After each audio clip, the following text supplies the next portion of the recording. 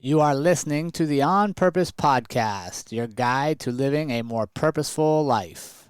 Welcome, everybody, to episode 212 of the On Purpose Podcast, where it's our mission to brighten the days of people around the world by sharing inspiring, thought-provoking, and purposeful content each and every week. This week, I am blessed to bring to you the story of Megan Snedden, who is the founder of The Kind Effect, a movement that celebrates life-changing nature of doing good deeds. She's been featured on some prominent news shows and magazines around the world. And her kindness movement actually came from a place of darkness and tragedy. And it was a result of her going inward and seeking more in her life that led her to realize random acts of kindness pay you back in so many ways.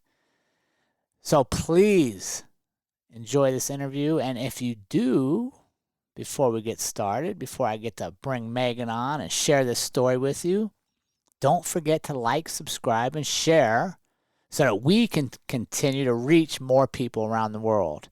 So enjoy this week's interview with Megan Snedden. Megan, my newest friend, welcome to the On Purpose Podcast. How are you doing today? I am fabulous. How are you? I'm great. I watched a bunch of your content this morning. I feel all on fire. I feel like I need to go out and be kind around the world, more random acts of kindness. Who doesn't want that in their day?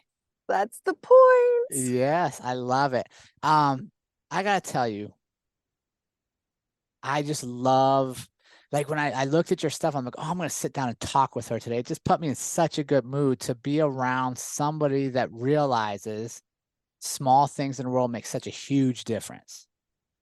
Yeah. Thank you. I really appreciate that. And I think that beyond kindness is just kind of my overall philosophy in life, especially my personal life and my mental health and stuff, is just noticing all of the small things and what a difference they make.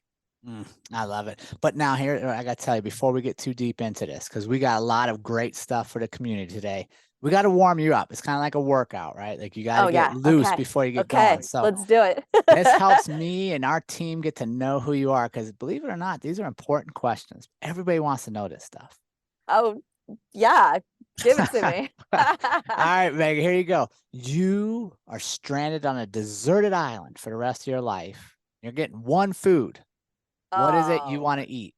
Oh, you know what? I've thought about this so much, and it's always a toss between sushi and Mexican food, Oh, yeah, which are that so different, but both so good. fish You know tacos. what? Maybe it's Mexican food because you got to imagine that if you're on an island and you learn how to fish, then you're going to already have sushi. So Mm. I'm going to go with Mexican food. Well, wait, I think on a technicality now, you just played that to where you get two foods because you're going to have I sushi know. and Mexican. All right. Well, I I will did. tell I you, just played that. in 212 episodes, you're the first one that twisted it and got two foods. So I congratulations. know. Thank you very much. All right. Next question. You get Yeah, one superpower. What do you want to have and why would you want it? I already know the answer to this question. I definitely would want to be able to speak every single language in the world Mm. because I am super passionate about connecting with people when I travel. And it would just really take that initial barrier away if I just immediately was able to talk to so many people. Wow. That is a good one. That's really good. Favorite It book? is. The Little Prince. Ooh, Have you ever what? read that? I have not. What's it Um, about? it's Um, I won't even give it away. It's kind of like a kid's book, but it's of course it's a hero's journey and it's really fun to me because I speak Spanish and when I was like learning Spanish, I it was the first book that I ever read in another language. Very nice. It's very meaningful if no matter what language you read it in. The Little Mm. Prince. I love it. I love speaking Spanish. I'm very novice at it, but we did a Muy month in, bien. yeah, muy bien. Muy Uh, bien. I agree with, I gotta go back to your super. I think if we could just all communicate, we would Mhm. have such deeper relationships. Yeah. Yeah, because when I'm traveling in Spanish speaking countries, it really is neat to feel more connected to the people and the place because I'm able to talk to them versus Hmm. when I travel other places that I don't speak the language, it's a little harder. Hmm. Yeah, I agree. When we did a month in Costa Rica and just traveling through, and even if I goofed it up, I think they truly appreciated I at least tried. Yeah, I think that that's there. All right, you get to have dinner with one person. Who is it and what do you want to ask them? Oh my gosh. Well, this is where it gets sad. My dad unfortunately passed away when I was in my early 20s. And I think that I went kind of full throttle into a self-discovery um session in my life the last like 11 or 12 years since that happened, and I think that I would love to have dinner with my dad now that I'm a little bit older and wiser, and I know what kind of questions I would want to ask, and there were just so many things that I never got to learn about him when I was younger. Mm. Yeah, that'd be powerful. Yeah, I should have seen that one coming based on my research, huh? I love powerful conversations. So let's talk about that. Yeah. Because your kindness, and this is what I love about the journey of life, is you got on the path you're currently on when you've went through some tragedy and felt like you hit rock bottom. So talk to us about that journey. Yeah, man. Life really has hit me hard a number of times. I was in my early 20s when my dad had died in an aviation accident, so it was very sudden.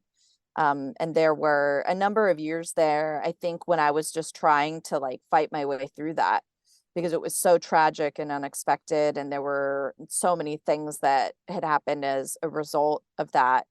So by the time I hit my 30s, I really had finally gotten past like these initial stages of grief and was kind of able to function again, but it really changed my mentality, you know? I really had kind of started to see that life is so short and we have limited time to do things that really matter with our time and leave a legacy behind that we are fond of.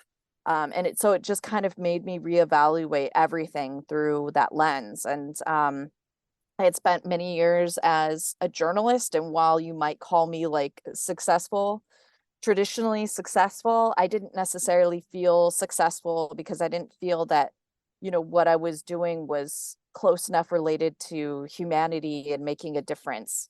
And I just had this like craving or higher calling to something that I felt like mattered, if you will. But I Interest. wasn't really sure what that would be. So how did you, first off, what did you recognize? Like, what were the signs coming to you that you're like, wait a second, I want something bigger than what I'm doing? Yeah, I mean, I think really the nature of media changed over time, and as the rise of the digital era has come to be, things have just more and more started to feel more disposable. And working in the online space, I would put a ton of effort into writing stories that would just publish one day and then they would be wiped clean the next, and it's like you could hear a pin drop. I wasn't noticing anybody reading my stories and being like, wow, and so I'm like, man, I'm really just kind of getting by. I'm not exactly changing lives with what I'm doing here. And I don't think that the news overall has a very positive effect on people. So I almost felt like I was part of the problem. And um so I just, it's like you just have this inner voice that sometimes like gets louder and louder and louder, and you can't really ignore it until you're like, okay, I need to do something about this. I love that. I was literally just talking about that in a different episode about giving yourself permission to listen to that voice. Yeah. right? Like, Yeah. I think sometimes, well, let me share this thought with you, and then I want you to get your thoughts on it. I think sometimes we feel guilty if we have that voice, right? I think Oh my sometimes, gosh, of course. right, it means like, oh my God, I'm unhappy. I'm not grateful. I'm not satisfied. Why can't I just appreciate what's around me? So we quiet our dreams. Yeah, absolutely.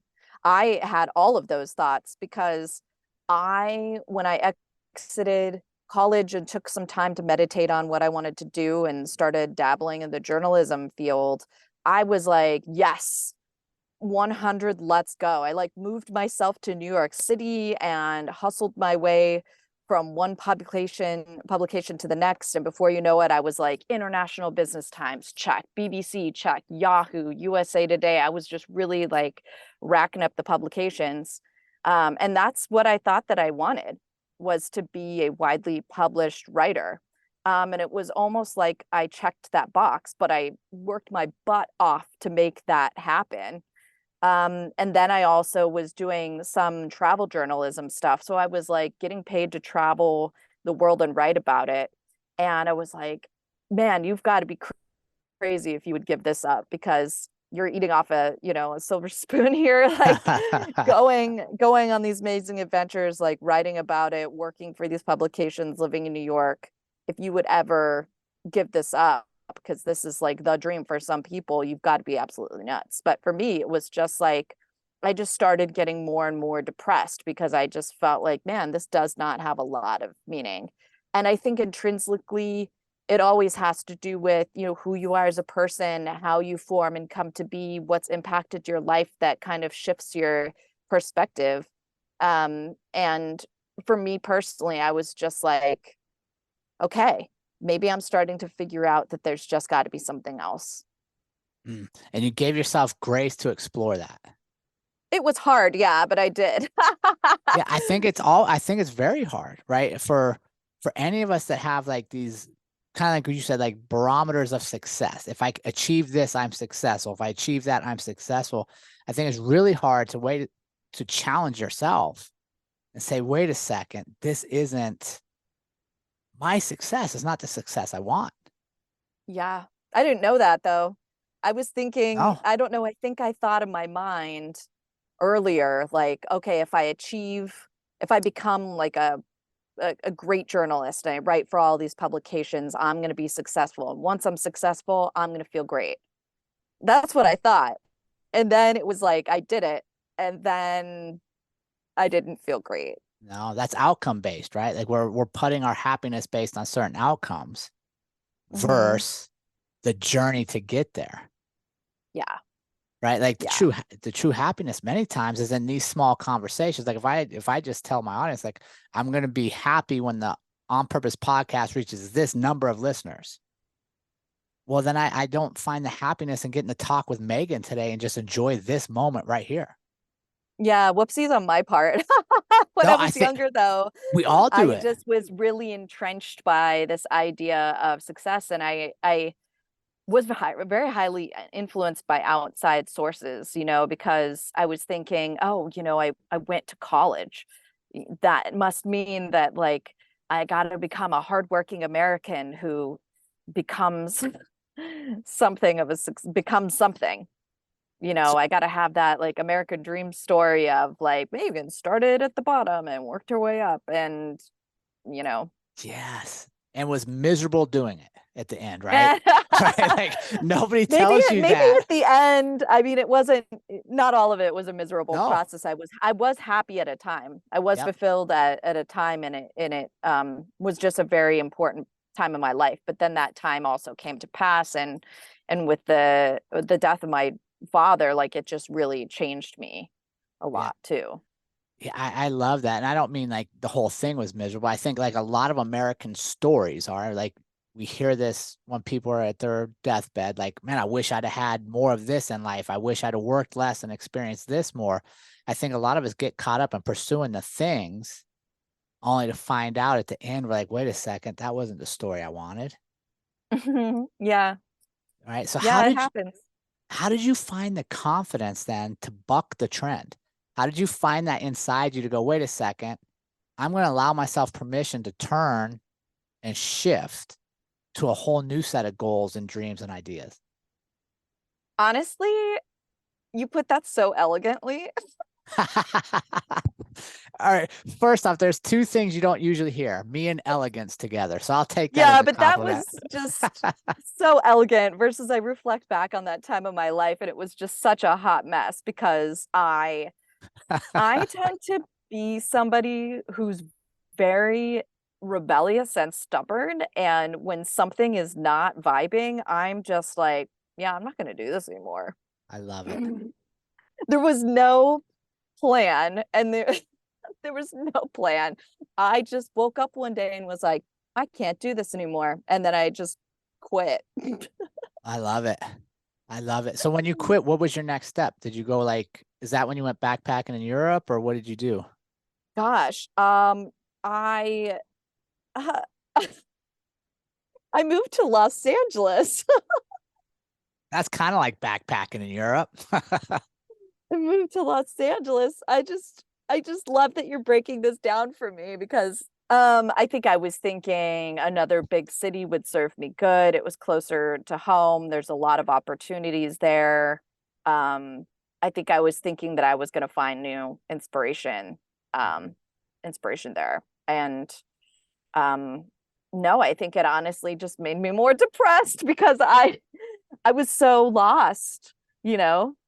I had had some savings but I had completely just backed away from journalism and then went into this like dark night of the soul moment where I was like, okay, what are we doing here? You know, I just really wasn't sure. I wasn't sure. I was just so lost. Yeah. I was so lost and wasn't sure what was going to come next for me. Um, and I got a co-working space membership and I would just go there. Yeah. And I don't even remember what I did there because I So wasn't working. So, yeah, I love that story of not knowing, right? I think I'll tell you in my life, some of the best things that have happened is when I give up control of the wheel and I just go. Like I'm like, I don't really know where this is gonna end, but it seems like it's gonna be a good ride. And I think mhm. too many times we try to control so many things that are out of our control. But one of the things I wanted to explore with you is um that I saw you said when you were in like some of your darkest moments, you realized you hadn't worked through forgiving, Yeah, specifically your brother's passing and the woman yeah, responsible. So how did forgiving and finding that forgiveness later, because it had been quite a while that you carried that, I believe. a long time, really long time. Yeah. Well, I think part of what happened, oh my gosh, this is just like I just feel like I don't really live a super linear life where it's like A to B leads to C. It's like, here's this mess, and somehow I found my way through it. Right. But in that dark night of the soul moment, I started going to therapy. And when I was in therapy, I was like, oh, we're going to talk about career development and what it's like to be single and, just all of these things. But nope. Turns out when you go to therapy and you pick a goal, even though you focus on that goal, you have to deal with all the other things that are like disrupting your life. So for me, it was like I'm experiencing depression and I'm thinking, oh, it's just because of my wayward career path, but there was all these other things that were feeding into that. And so in therapy it's like, okay, let's dismantle your life Mm, and um, work through everything one by one. And part of what I share in my personal story is that my brother was killed when I was very young, which again was very disruptive and traumatic. And grief is one of those things that you carry with you for a lifetime. It's never going to be something that I get over. It's just going to be something that lives with me that I'll continue to work through in whatever season and shape it takes on. And I realized, there was still a space in my heart where I had not forgiven the woman that killed him. And that was just a big part of my pain. So in addition to all these other wonderful problems I was having, I was also just like, okay, I guess we have to go back Mhm. to my childhood self and reparent them a little bit and walk them through this very mature process that we call death, um and coach them through it now as an adult. And part of that was some different practices and things that I had adopted to really forgive and let go of this woman. And what did by finally allowing yourself to forgive, what did that do to you? Did it open things up? Like how did you feel when you finally got to that point?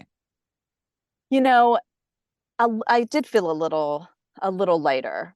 I even feel a little lighter now that I don't have to live with that. And it's really taught me so much about compassion for other people and how we can just invite more compassion into our lives and how much ease that compassion provides to us, um, even through like the deepest trauma. Did you end up speaking with her or you just like emotionally forgave her and said you're not going to carry it anymore? Yeah, I don't think sometimes when you go to forgive somebody that you necessarily have to have that direct conversation with that person, because I think that these people also like live inside our heads. Yeah. And so I had a few different meditations that I would go through. I would of course process it in therapy, but also go through different meditation sequences to learn how to let go of it as well. What would you like? What's your go-to meditation for if you're working through something? Like, what does that look like for you? Yeah. The loving kindness meditation is really powerful. And it's where you sit with yourself and the mantra is like, may you be happy, may you be peaceful, may you be well, and may you be loved. Love it. And you envision different people in your mind, and the first person that you envision or animal is somebody that's like really easy to love. And then you envision somebody neutral that you have no relationship with. And then you envision the person that you need to forgive and have this mantra with them. And then you envision yourself in the end. And I think that I overall learned that, forgiveness isn't an endorsement. It's not saying, hey, this person killed my brother and that's okay. It just says that, like, I'm no longer going to live with the pain of this person's choices and how they impacted me. Yeah. I'm going to let that pain go. Yeah. We're no longer going to hold that space for that pain, right? We're going to Hmm. release it. Oh, I love it. And that's one of my favorite meditation mantras as well. Yeah. Oh, yeah. I saw you light up when I said that. Yeah, that's one of my favorite, like, because it does shift your perspective a little bit, right? And it lets you just be in the moment. And yeah, I'm just sitting here, I'm trying to think like, what is that next question? And I just love Oh, I can share something. share it. And then I think the next phase of healing from that grief for me was, I can't, when someone kills your family member, it's like that is just irreplaceable, that Hmm. person that you lost. And you can go through everything you can go through to forgive them, and maybe you might. And then the next question is, okay, well, I can't undo what they did, but in a certain sense I can, because I can fill the world with opposition. So if this woman put pain and hate into the world because she killed somebody I loved, I can pay forward a lot more love to other people to replace that, because I really do think that love and kindness are kind of this like antidote to hate and to pain. And Mm. that's kind of how kindness and random acts of kindness has ended up being my purpose.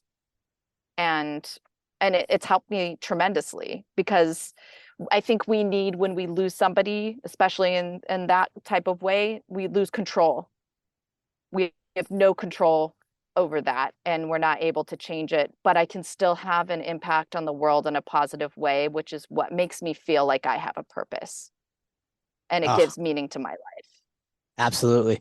Man, I couldn't agree more. And I wanted to get your opinion, and this leads great to something I want your opinion on. And that is your quote that says self-love and acts of kindness must coexist, that they feed off of Right. each other. Right. So, Right. so Yeah, because otherwise you become codependent, right? Because if you are just like giving to others and giving to others and giving to others and giving to others and giving to others and giving to others and giving to others and never taking time to love on yourself and sustain your own well-being, then it's if you're over giving and under sustaining yourself, you're not as able and ready to give to others in the way that you might want to. So it's like you got to fill up your cup so that you continue to overflow. And sometimes that might mean taking a step back from giving and being generous and caring for others to just nurture yourself. yeah, I couldn't agree more. One of the words that drives me nuts in the English language is selflessness. Right, because especially with altruism, it's like that'll never be completely divorced from the self. Like the self will always play a role in that. And how can I serve Megan if I show up as less than myself today? Right? Yeah. Right? Like I need to take Well, time. Go ahead. the one caveat to that though is I think mood state, because I've on again, off again had a relationship with depression. And there have been times when I've been really depressed, but I've still gone out and done random acts of kindness anyway, because they're so good for elevating the mood and Right. getting biofeedback from the world that what you do matters. Um, that would be the one caveat, I think. Yeah, and I think, at least for me, as like the more I do for myself, the better I can serve others. Right.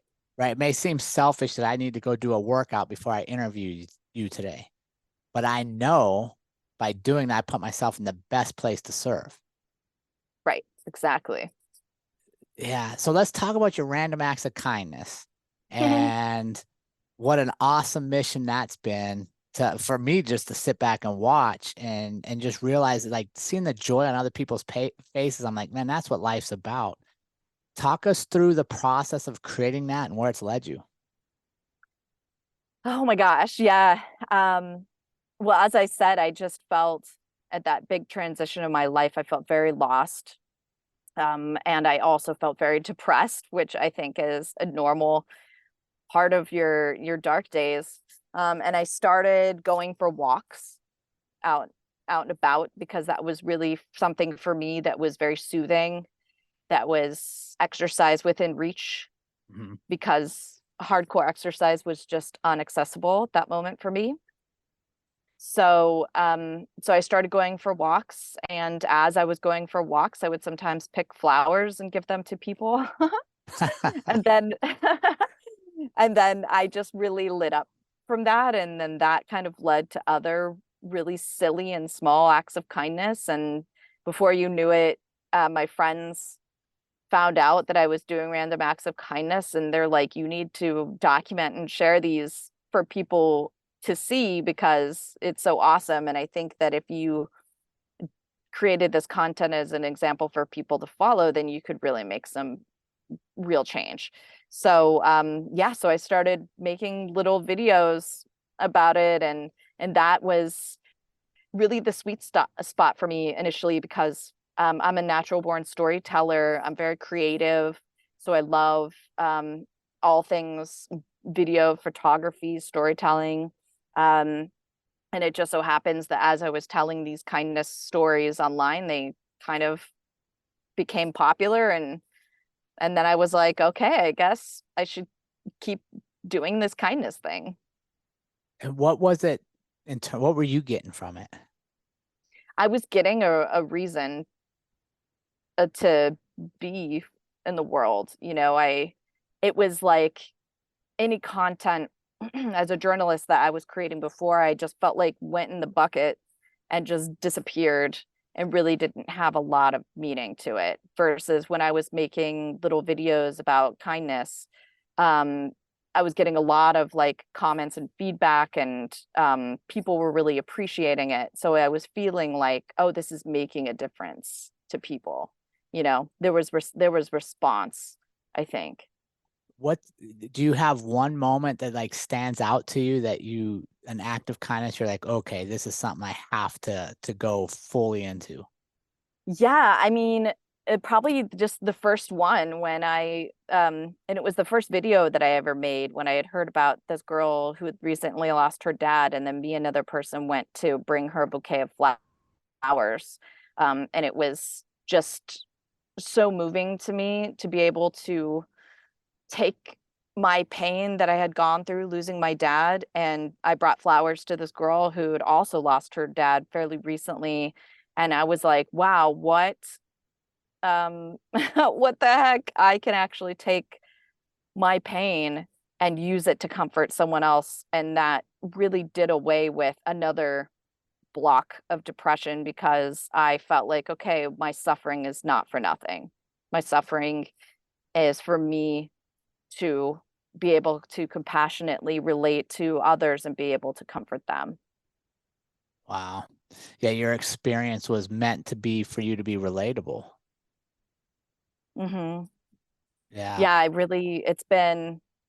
yeah, it's been a lot. It's been a lot of processing, but once I connected those pieces of like, you know, God is not a man with a magnifying glass, and I am not an ant, and he's trying to burn my feelers off. It's just like I've suffered, and now I have the opportunity to be able to take all the lessons from my pain and be able to embrace another human being who needs it. Yeah. Wow, that's amazing. I love that you stepped forward to that and that you found your purpose and mattering through serving others, right? Hmm. Through showing up for others. And I think that's such a huge thing. I think sometimes we think that purpose and mattering is going to find us if we just sit. But I believe a lot of times it's when we're in action and when we're creating motion that we're going to find that. It may not be what we thought it was going to be, but it'll arrive. It'll show itself because we are creating forward momentum. Yeah, that, and I think we think that purpose or that mattering has to be this colossal thing. And really, for me, I found it in just the simple acts of good that make people smile. So how do we share that message? Because I 100% agree. I think people, especially our younger generation, that's really like, I want to find my purpose. I need to find my purpose.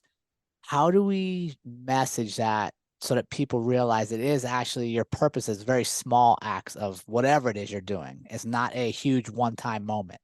Sure. I think the overall message to get out to people is that how long does it take to do a random act of kindness? Like not that much time, right? So instead, I think it's a matter of replacing one behavior for another. We dedicate a lot of time to just being on our phones scrolling, which Mhm. is actually very destructive for our mental health, as we know, based on any given number of studies that's out there. And I think if you replace that habit, at least 15 minutes of that habit, to when you're at the grocery store, give somebody a compliment and then go through the checkout line and buy the person working the checkout line, buy them a candy bar and just see what it does also for you when you do that. Yeah, it's so funny you bring up that example because I have talked about this numerous times about just interacting with the grocery store clerks is like one of my favorite things to do. Because Yes. so many people that go through the line and never acknowledge them as a human, right? Like it's just like a process of getting in, getting out. Whereas I like to call 'em by name. I like to ask how their day is going. Yeah, me too. I It's like to just make sure that I'm not on my phone. Like no. Yeah, because I mean, think about that. Like, and it's crazy to me that that stands out in today's world. That like actually not being on your phone, addressing somebody by name, and asking how their day going is such a rare thing I that it know. really makes somebody's day. Hmm. Yeah. Yeah. Yeah. Crazy. So that leads us perfectly to your current focus, which is advocating for acts of kindness and a lifestyle because of mental health benefits. Absolutely. Yeah.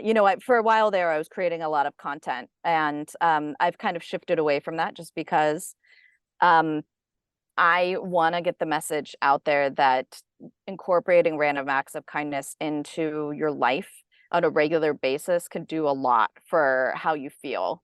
And also, I think has the capacity to just get you out of your house, reconnected with people, out of isolation. And it's really just an opportunity too for like fresh ideas.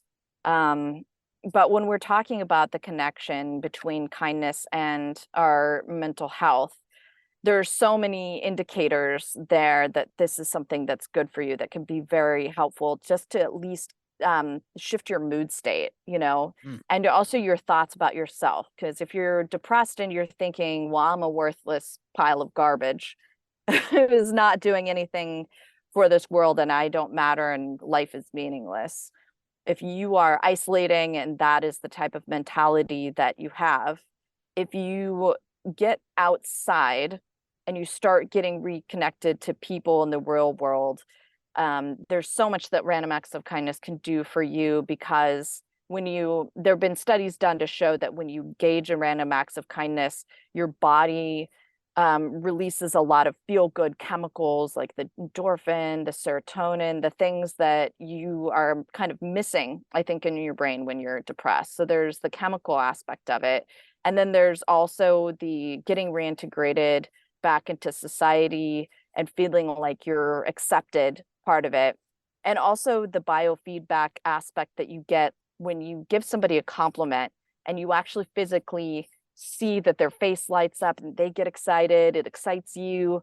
And then you really get these small pieces of evidence that what you do matters. And when you repeat that behavior again and again and again, then your brain starts to get this message um, in more of a concrete fashion of like what I do matters. And that's something I think when we're depressed that we need more of in our lives.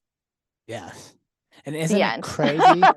No, I love it. I love it. And isn't it crazy that what you said sounds so simple, right? Like if we go out and we're Mhm. nice to other people, it not only makes us feel good, it physiologically puts our body in better states, our mind in better states. Yeah. Yet so many of our habits and what we're being marketed to are actually bad for us. Yes, that's correct.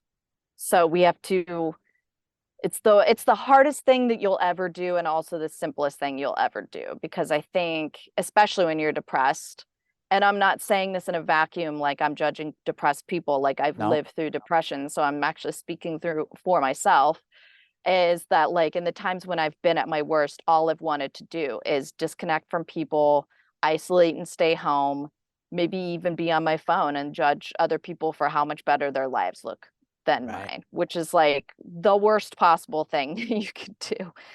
And you actually have to like force yourself to get up, get moving, and do something different, even if you're not in the mood to. Like I would be so salty when I would go for those walks. You know what I mean? When I yeah, said yeah, earlier, one of the things that helped with my depression was going for walks, and I would just be like, "Oh, don't want to do this. All I wanted to do was just lie in bed. right. But my therapist is like, you got to get moving. You got to force yourself to, even if you go for like a 10-minute walk, get yourself up out of bed and get moving. And that's like part one, and I just found that the other acts of kindness just added an extra up upward spiral. Yeah. And I love it, right? Because you're actually doing things for other people, which in turn pays you back, Yeah, you know, that's exactly right.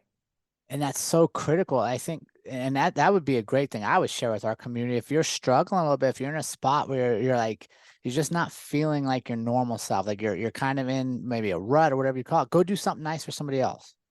Yeah, and it doesn't even have to be something super big, No, because and that's what I mean is that like when you're down, like those really big things could be really inaccessible.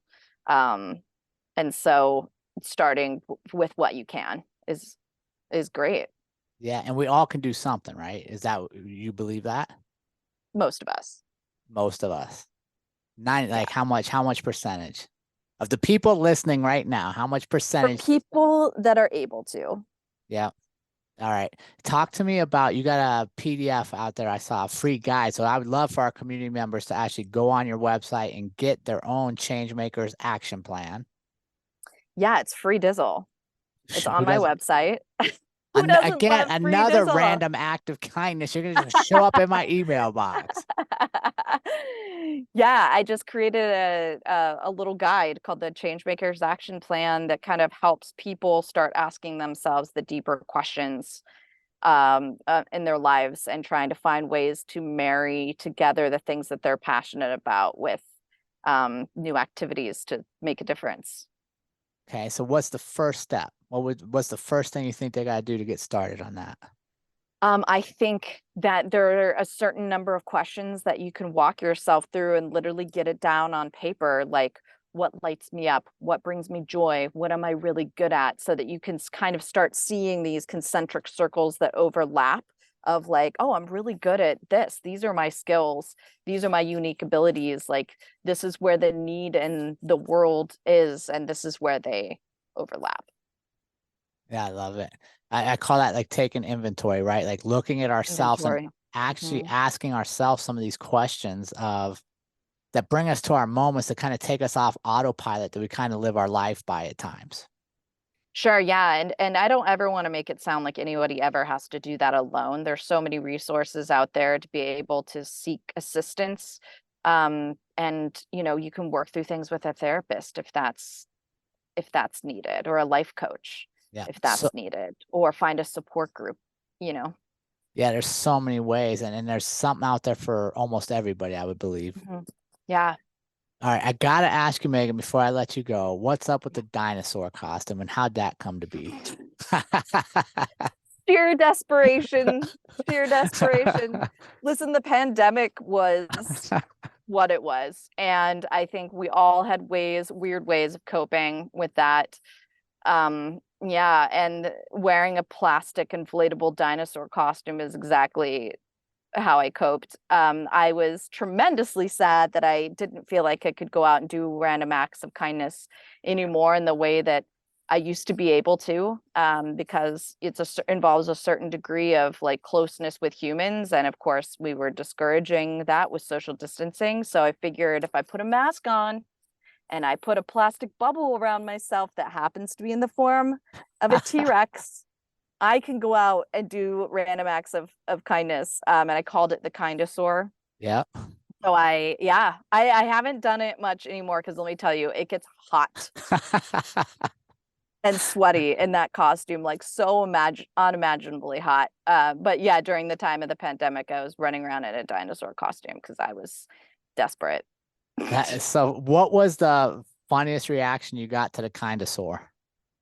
I mean, all of it. I was actually so surprised how much kids loved it, because I would go into grocery stores and I would either buy bouquets of flowers in the grocery store, or I was buying food for like food drives, and I would just be walking around the grocery store shopping in a T-Rex costume. And I think now, like, we're all struggling with this pandemic and just having the worst time ever. And then you're like, is that a T-Rex shopping for groceries? And the kids just adored it. And I was so excited to bring smiles to children. And it met all the requirements. It did. Yeah. Yeah. So Yeah, you had my mask on underneath there and everything. I was like, I'm wearing my mask. So will we see a return of the kind of sore anytime soon? I guess I should bring it back by popular demand. I should probably. Do you still get requests for that? I do. My friends are like, where's the Kindosaur? When are we doing this again?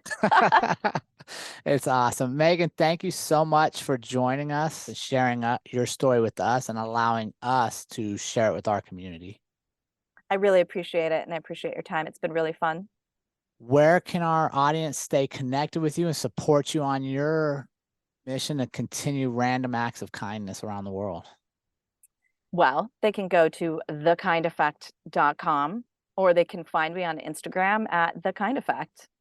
And be sure to get over and download your free guide, Changemakers Action Plan, and start implementing this in your lives. Amen. Awesome. Thanks, Megan. We appreciate you so much. Thank you. And remember, team, life is far too short to live any other way than on purpose. We will see you all again next week.